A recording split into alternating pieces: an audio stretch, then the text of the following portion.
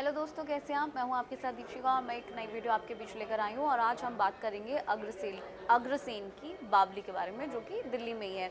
इससे जुड़े हुए कई तथ्य हैं, बहुत ही इंटरेस्टिंग है, तो उन सब के बारे में हम बताएंगे। हालांकि मोटे मोटे तौर पर मैं आपको जानकारी देती हूँ कि दिल्ली में बहुत सारी बावड़ियाँ हैं, लेकिन उसमें से सबसे फेमस बावली या फिर बावड़ी कह लीजिए, वो अग्रसेन की ही बावड़ी मानी जाती है। और ये इतनी फेमस है कि कई फिल्म्स में भी इसका इस्तेमाल किया गया है और इसको फिल्माया गया है। और इससे कई सारे रहस्य भी जुड़े हुए हैं, कई कई कहानियाँ जुड़ी हुई हैं। हालांकि कितना सच है इसकी तस्दीक हम नहीं करते हैं, लेकिन फिर भी मैं आपको इसके बारे में जानकारी देती हूँ कि दिल्ली में असंख्य विरासत संरचनाओं वाला दिल्ली शहर है।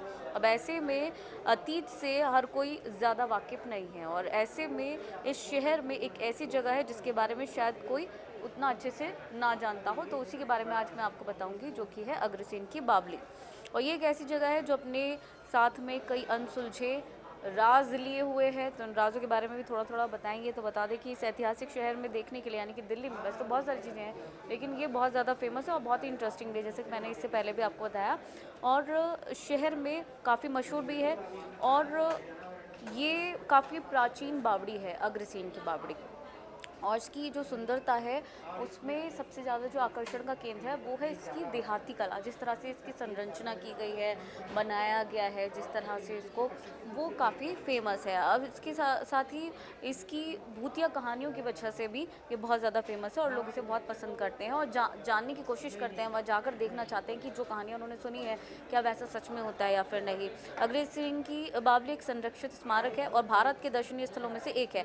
तो इसमें मैं आपको कुछ दिलचस्प कहानियाँ बता देती हूँ इससे जुड़ी हुई।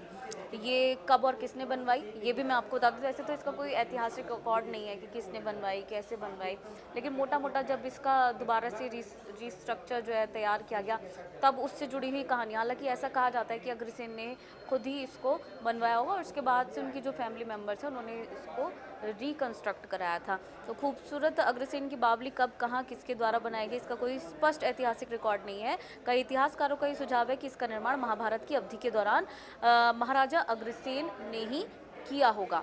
और यहाँ आपको बता दें कि अग्रोहा के महान राजा थे वो। बावड़ी या बावली नाम उसी समय से लिया गया है। और इसके बाद 14वीं शताब्दी में इसे अग्रवाल समुदाय के लोगों ने एक बार फिर से बनाया। और महाराजा अग्रसेन के जो वंशज हैं वो ये अग्रवाल माने जाते हैं, जिन्होंने इसको रिकंस्ट्रक्ट कराया।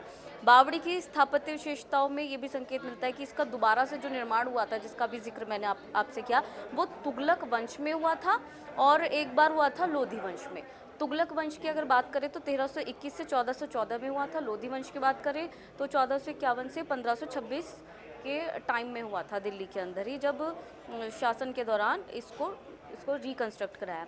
और इसकी ऐसी कहावत है कि जो ये अग्रसेन की जो बावड़ी है, ये महिलाओं के लिए स्पेशली बनवाई गई थी, ताकि वहाँ महिलाएं जाकर आराम कर सके, स्नान कर सके, शांति का कुछ समय यहाँ पर व्यतीत कर सके। और इसमें मतलब जो धनुष होता है, धनुष बाण की शेप में कई सारे रूम्स बनाए गए हैं। और एक अकेली बावड़ी है ये, जब दूर से देखते हैं तो एक ही सीढ़ी दिखती है, और जब पास जाते हैं तो वो हज़ारों सीढ़ियाँ जो है वो नीचे तक जाती है। और नीचे काला पानी, हालांकि अभी ये सूखी हुई है, लेकिन ऐसा माना जाता है कि ये काला पानी बहुत खतरनाक पानी है। पहले ज़माने में जब लोग यहाँ नीचे उतरते थे तो उनके अंदर ऐसी भावनाएं आती थी कि वो आत्महत्या कर लें। तो हालांकि अभी फ़िलहाल ये सूखा हुआ है और ऐसी मान्यता इससे जुड़ी हुई है। तो अग्रसेन बावड़ी के बारे में कैसी लगी जानकारी बताइएगा ज़रूर, कमेंट कीजिएगा, लाइक कीजिएगा। Thank you.